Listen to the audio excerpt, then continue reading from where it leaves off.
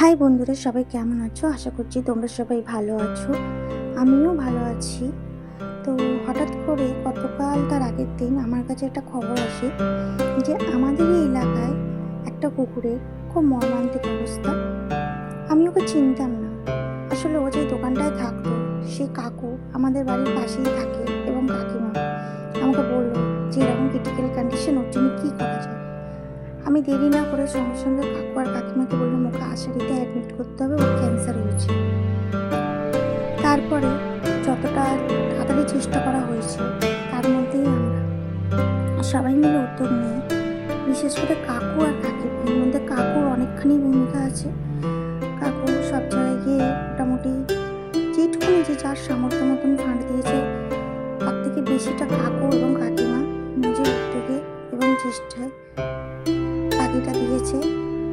আর আমি নিজের বিষয়ে কিছু বললাম না, কারণ সত্যি কথা বলতে কি এবারে আমার কন্ট্রিবিউশন খুবই কম ছিল। কারণ লাস্ট মান্থে আমার গোল্ডের পিছনে খরচ হয়েছে এবং এই মান্থেও 7-8 তারিখের মধ্যে আবার আমাকে রেডি হতে হবে গোল্ডের সেকেন্ড কেনার জন্য। তো আমি আমার যতটা পেরেছি দিয়েছি, সেটা আমি ধরছি না।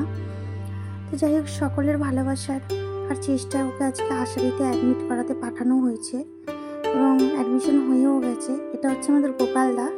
ওকে নিয়ে গেছে হসপিটালে ভর্তির জন্য এবং ভর্তি হয়েও গেছে। এটা আমি ভয়েস ওভার দিচ্ছি, এটা দিনের বেলা আজকে। তো যাই হোক, ওর নাম আমি ভালোবেসে দিলাম আশা।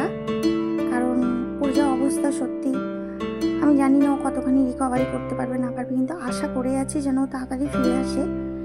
এবং সকলে যারা যারা ওর পাশে ছিলে তাদেরকে অনেক অনেক থ্যাংক ইউ। কারণ আপনারা সবাই না হলে, বিশেষ করে কাকু আর কাকিমা, ঠিক আছে, না হলে এটা পসিবল হতো না। হয়তো ও কোথায় কীভাবে কষ্ট পেয়ে মরে পড়ে থাকতো আমরা কেউই জানতে পারতাম না।